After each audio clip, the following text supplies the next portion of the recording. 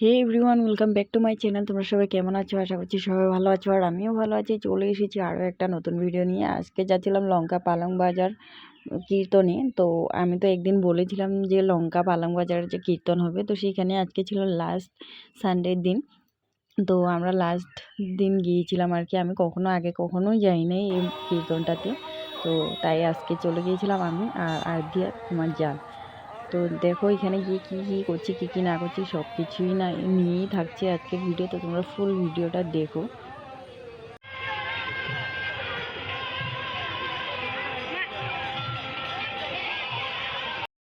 আমি প্রথমে ভেবেছিলাম মানুষ অনেকটা কম হবে, কিন্তু এখানে আসার পর দেখতেছিলাম অনেক বেশি মানুষ। আমি ভাবতেই পারিনি যে এত পরিমাণের মানুষ থাকবে এখানে। ভাইরে ভাই, এত মানুষ কোথায় থেকে গিয়ে আসে। তো এখানে আসার পর দেখতেছিলাম অনেকটা ভিড়। আর যেহেতু আজকে লাস্ট ছিল তার জন্য আর কি একটু বেশিই ভিড়। আর তারপরেও আমি ভেবেছিলাম এটা একটা আউট জায়গাতে এত পরিমাণের মানুষ হবে আমি কখনো ভাবিনি।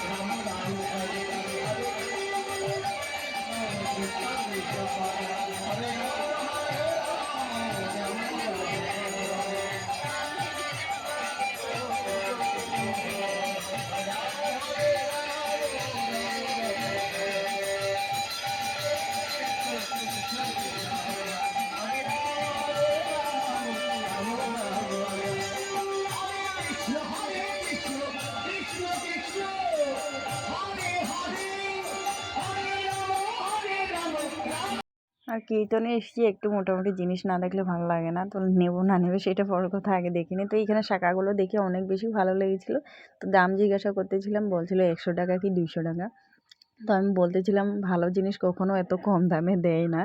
তো নিশ্চয়ই এই জিনিসগুলো ভালো হবে না, হয়তো 1-2 দিন লাগানোর পরে হয়তো খারাপ দেখা যাবে, যার জন্য এত কম দামে দিচ্ছে। তো আমি বলছিলাম নেব না।